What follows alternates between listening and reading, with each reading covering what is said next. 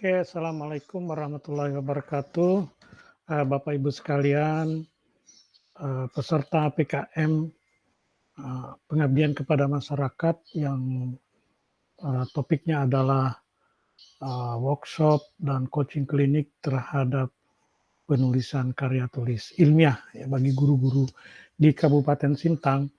Berikut adalah feedback dari tulisan Bapak Ibu sekalian yang sudah masuk ke kami ya. Berdasarkan apa yang sudah saya dapatkan di sini ada 1, 2, 3, 4, 5, 6, 7, 8, 9, 10. Ada 10 ya.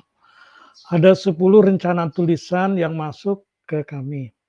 Nah, berikut adalah review singkat terhadap rencana dan draft Bapak Ibu sekalian. Kemudian draft ini kami lihat dari kacamata bagaimana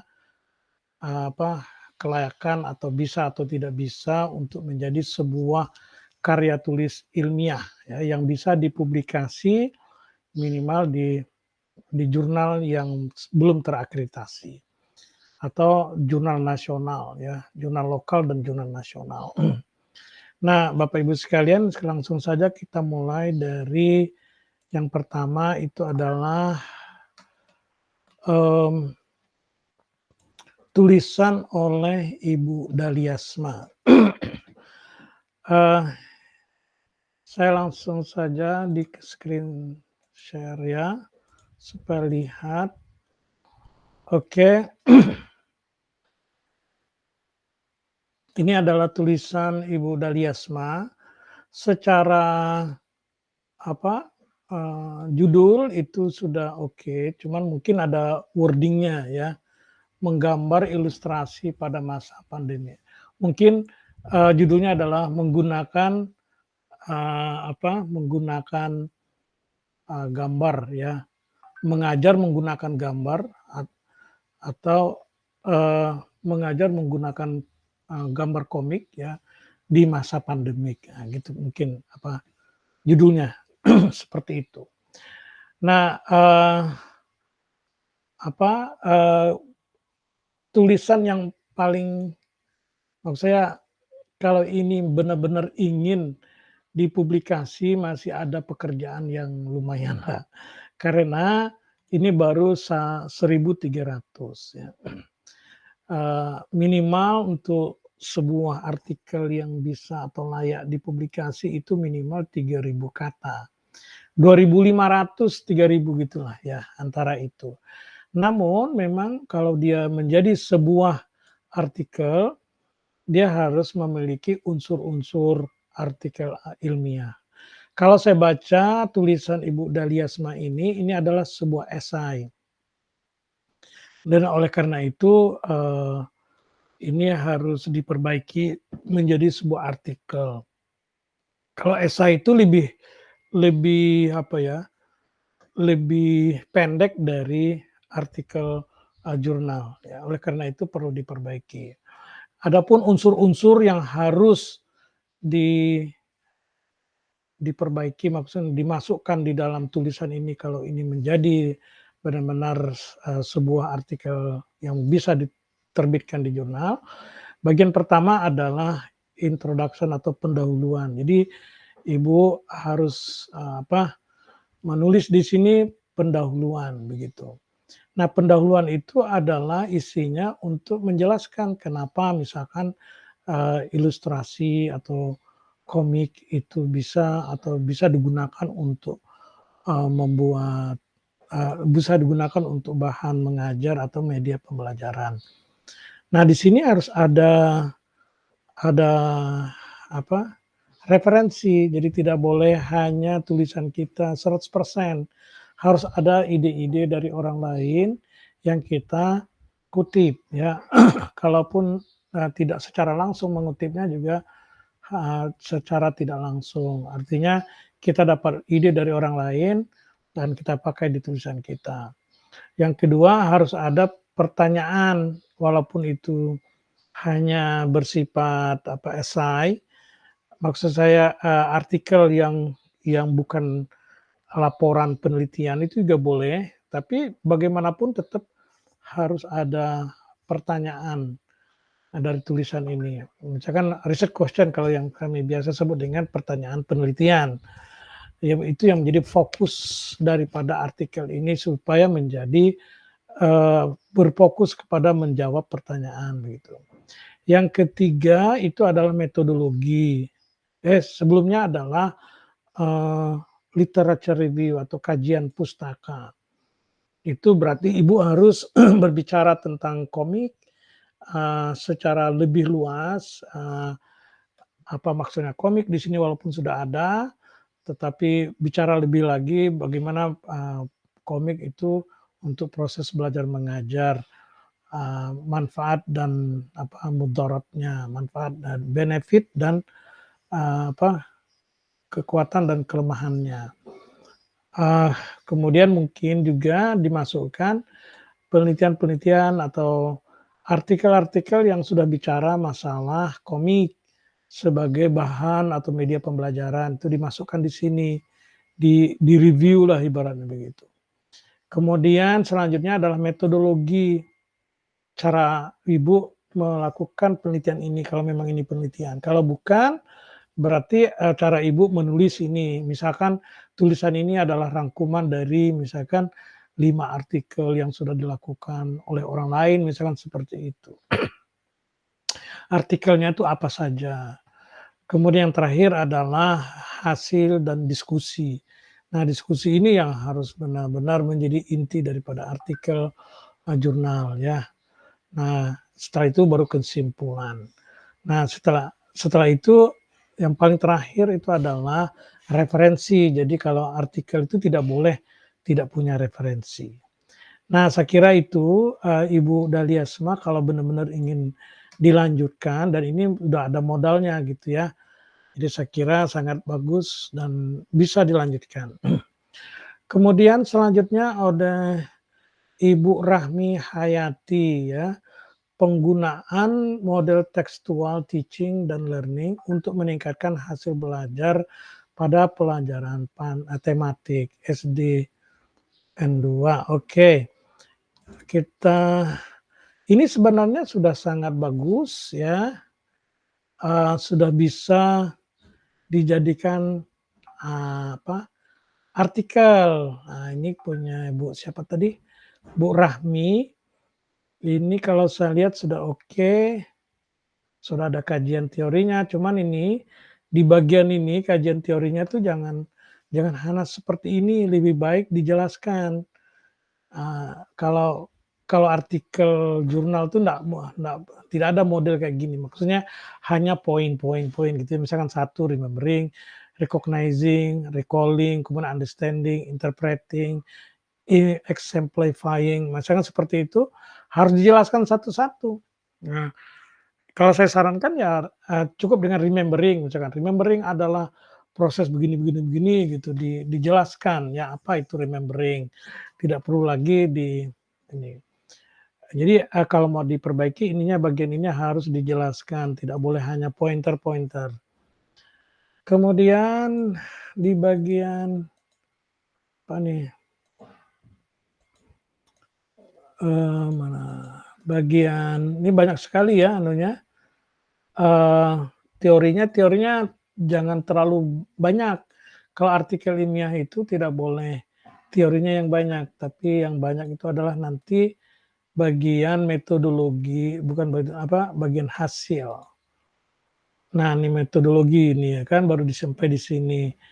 Nah, metodologinya singkat saja, di mana penelitiannya datanya apa saja, kemudian siapa respondennya ataupun target penelitian itu. Itu saja yang perlu diperbaiki, maksudnya diceritakan dalam artikel ini. Nah, tadi yang bagian literature review atau kajian pustaka itu harus dibikin singkat. Nah, tidak boleh panjang-panjang, poin-poinnya saja. Nah, kemudian ini boleh dipakai, teknik pengumpulan data-datanya apa tadi saya sampaikan. Jadi tidak usah berpanjang lebar, cukup mengatakan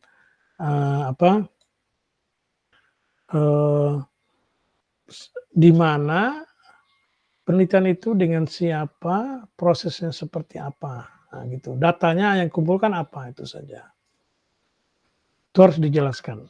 Nah, ini sudah teknik of data, kan ini kan, eee, di sini sebenarnya yang perlu banyak ya kan, untuk dijelaskan tuh bagian ini. Nah, jadi, Ibu harus menjelaskan bagaimana, kenapa misalkan proses. Kalau ini kayak sepertinya masih proposal ya.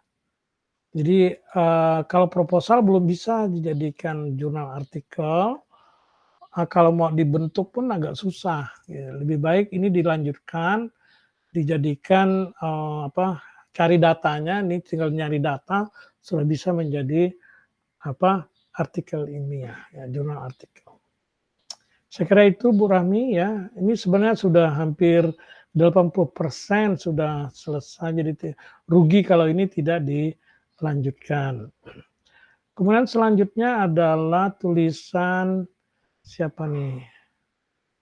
Tulisan Ibu Sri Widyastuti ya. Judulnya adalah penerapan pembelajaran inquiry berbasis lingkungan dan selanjutnya seperti itu. Oke.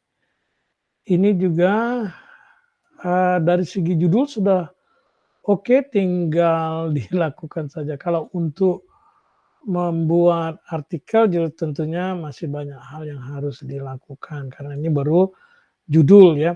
Judulnya sudah oke dan bagus ya, bisa dilanjutkan.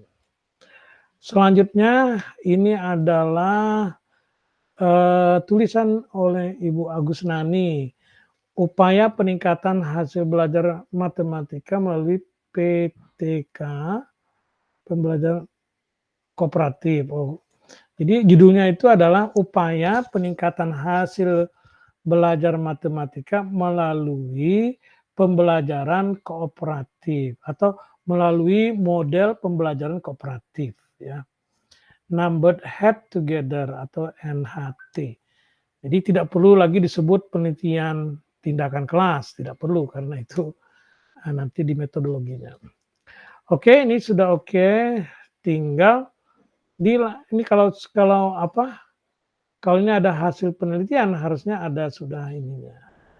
Kalau dari segininya sudah oke ya, Ibu Ibu Agus Nani, silakan dilanjutkan. Kemudian selanjutnya adalah tulisan Ibu Sri Widyastuti ya, pengaruh penggunaan media pembelajaran daring pada masa pandemik, yaitu handphone. Oke. Ini juga bisa asalkan dilengkapi. Nah ini pastilah sebuah penelitian ya. Oleh karena itu harus harus dilakukan ya, penelitian itu. Oke. Nah, kita lihat latar belakangnya. Nah, kalau latar belakang itu jangan terlalu jauh ke mana, melebar begitu ya, kita langsung saja bicara masalah misalkan kalau ini kan pengaruh, handphone gitu loh, penggunaan handphone di masa pandemik atau penggunaan handphone, nggak usah pakai pengaruh, penggunaan handphone sebagai media pembelajaran di masa pandemik, misalkan seperti itu, judulnya ya. Nah, habis itu, Ibu bercerita tentang, tentang handphone ya. Handphone misalkan, zaman sekarang bahwa misalkan anak-anak generasi sekarang adalah anak-anak yang dilahirkan ketika teknologi sudah sangat maju, misalnya. Oleh karena itu mereka masuk dalam, katakanlah kategori, digital native. Jadi Ibu bercerita sedikit tentang digital native. Digital native itu adalah anak-anak yang lahir ketika teknologi sudah sangat meluas. Oleh karena itu anak digital native adalah anak yang sangat dekat dengan teknologi. Jadi kalau kita ingin menggunakan teknologi, maksudnya kalau kita ingin memberikan proses pembelajaran harusnya digunakanlah teknologi itu supaya matching dengan generasi hari ini. Jadi Ibu cerita dulu tentang itu, yang kemudian selanjutnya dilanjutkan dengan masa pandemik, menjadi sebuah keharusan untuk menggunakan teknologi karena ada aturan tentang social distancing yang tidak memungkinkan misalkan sekolah mengadakan tatap muka dan mereka harus, dilayani dengan jarak jauh. Nah, salah satu metodenya adalah dengan menggunakan teknologi HP misalkan gitu, sehingga, proses pembelajaran tetap berlangsung walaupun dengan, eee, dengan keterbatasan koneksi dan lain sebagainya, seperti itu. Jadi kita bicara dulu tentang konteks hari itu ya, hari ini maksud saya. Nah, ini itu baru introduction ya, baru pendahuluan. Silakan dilanjutkan oleh Bu Sri Budi Astuti ya. Kemudian selanjutnya siapa lagi nih? Selanjutnya adalah nih, oleh Ibu Valentina Ika Murtiana. Efektivitas metode pembelajaran daring tematik dengan media Zoom dan Google. Oke, ini bisa dilihat nanti, sudah banyak penelitian yang menggunakan ini, silakan dibaca. Ini pendahuluannya juga menurut saya terlalu luas, jadi jangan bicara tentang undang-undang, jangan bicara masalah UUD 45 karena kita jauh sekali ya. Kita langsung saja ke permasalahan kita, yaitu belajar dengan Zoom dan Google Classroom. Jadi bisa dimulai dengan dengan yang saya katakan tadi ya sama Bu Sri tadi itu ya. Harusnya kita bicara tentang, kekinian misalkan generasi hari ini dekat dengan teknologi, teknologi bisa digunakan untuk proses pembelajaran dan lain sebagainya seperti itu. Apalagi di zaman pandemi misalkan kita dilarang untuk face to face dan sebagainya seperti itu ya, seperti yang sudah saya sampaikan tadi. Nah, jangan pula juga berbicara detail tentang pandemi karena riset kita bukan tentang pandemi, riset kita adalah proses pembelajaran, bagaimana belajar dalam situasi pandemi, seperti itulah. Dengan perumusan masalahnya sudah oke ya. Nah, minat belajar ini berarti Ibu juga bicara masalah minat. Kenapa minat dan apa itu minat? Kenapa minat itu harus ditumbuhkan, misalkan kenapa anak tuh harus, memiliki minat untuk belajar. Nah, itu fungsi minat di dalam proses belajar itu yang harus dibahas dalam dalam dalam, artikel ini. Oke, manfaat penelitian, kajian pustakanya itu kajian tentang berarti Ibu tuh mengkaji tentang teknologi. Ibu harus mengkaji tentang bagaimana penggunaan teknologi hari ini, yaitu Zoom dan, Google Classroom. Ibu bicara tentang Google Classroom mungkin. Google Classroom itu apa, seperti apa, kemudian bagaimana penggunaan Google Classroom dalam proses pembelajaran. Kemudian apa manfaat, mungkin mudaratnya, itu dibahas di dalam, kajian pustaka. Yang kedua adalah minat. Minat belajar itu apa, kenapa harus minat, kenapa harus ditumbuhkan minat itu, apa pengaruhnya, misalkan apa pentingnya, eee, kenapa anak itu harus berminat gitu ya, meningkatkan minat seperti apa. Nah, itu semuanya bisa dilakukan dengan membaca artikel-artikel tentang minat. Dan yang satunya lagi artikel-artikel yang berbicara tentang teknologi, terutama adalah Google Classroom atau Zoom di dalam proses pembelajaran. Nah, artikel-artikel ini sudah sangat banyak dibahas, oleh karena itu tidak terlalu sulit untuk mendapat artikel. Disitulah nanti di bagian itu Ibu harus memberikan kayak ringkasan dari berbagai sumber. Metode saya kira sudah cukup begini, asalkan sudah jelas di mana lokasinya, siapa, dan bagaimana mengambil datanya. Oke, kajian pustaka ini nanti akan berkembang sejalan dengan tulisan Ibu, makin nambah, berarti makin nambah juga ininya, sumbernya. Baik, kita lanjutkan yaitu rencana tulisan dari Ibu Fitria Hanim. Oke, ini adalah pointernya, rendahnya penguasaan kosakata berpengaruh besar terhadap pemahaman, ya, permasalahan terindikasi dari pertemuan awal pembelajaran di mahasiswa cenderung lebih banyak diam, berarti siswa yang pasif.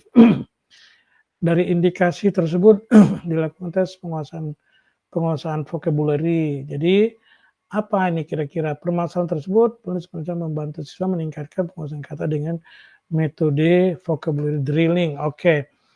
Nah, ini bisa dilakukan dengan bisa deskriptif, Ibu, bisa penelitian deskriptif atau penelitian tindakan kelas. Kalau tindakan kelas berarti Ibu harus memberikan treatment setiap pertemuan itu dengan 10 menit drillingnya gitu ya. Nanti bagaimana peningkatan setelah terjadi drilling ya, beberapa kali mungkin gitu. Atau kalau mau deskriptif berarti Ibu menceritakan bagaimana proses pembelajaran itu ya, dan bagaimana respon siswa, bagaimana misalkan, tantangannya apa-apa saja, bagaimana pendapat siswa, jadi persepsi pendapat siswa tentang proses pembelajaran itu. Baik Ibu Fitria, saya kira cukup itu bisa dilanjutkan. Rencana tulisan selanjutnya adalah ini oleh siapa ya? Ibu Kurniawan, Pak Bapak kali ini ya, Kurniawan, Bapak Kurniawan ya. Meningkatkan minat belajar IPS melalui WhatsApp, oke. Joyful learning, ya ini bagus sekali, sangat bisa untuk dilanjutkan. Eee, berarti keyword-nya itu adalah minat belajar, apa itu minat belajar seperti yang sudah saya sampaikan tadi. Apa itu minat belajar, kenapa harus berminat, apa fungsi minat di dalam proses belajar mengajar, di dalam kesuksesan belajar dan sebagainya ya. Itu teorinya banyak sekali, gampang dicari karena memang teori itu sudah sangat lama dan banyak orang sudah menulisnya, bahwa minat itu sangat penting, terhadap proses pembelajaran dan juga terhadap capaian, pembelajaran.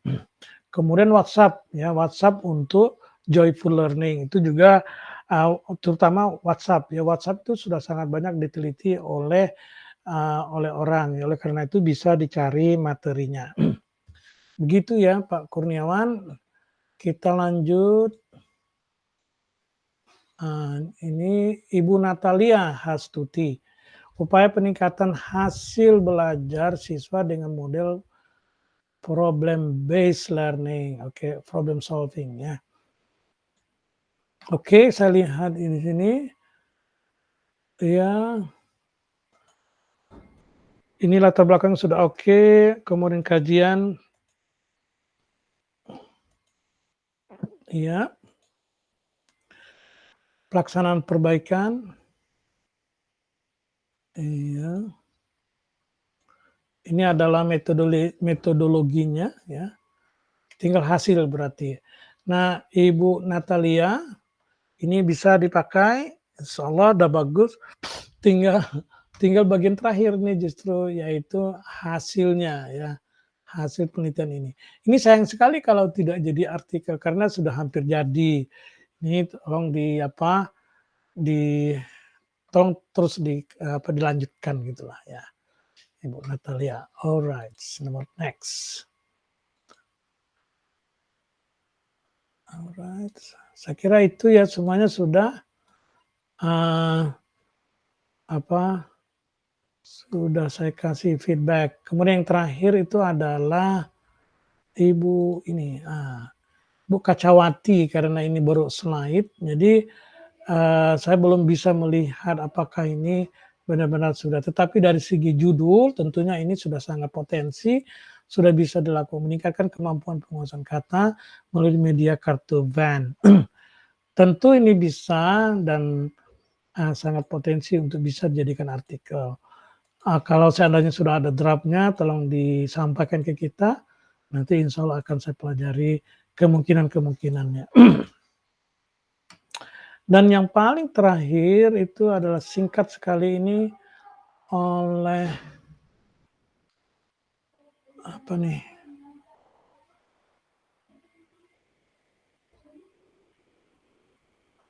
Ibu Siti Fatimah ya, pengaruh negatif smartphone terhadap pembelajaran.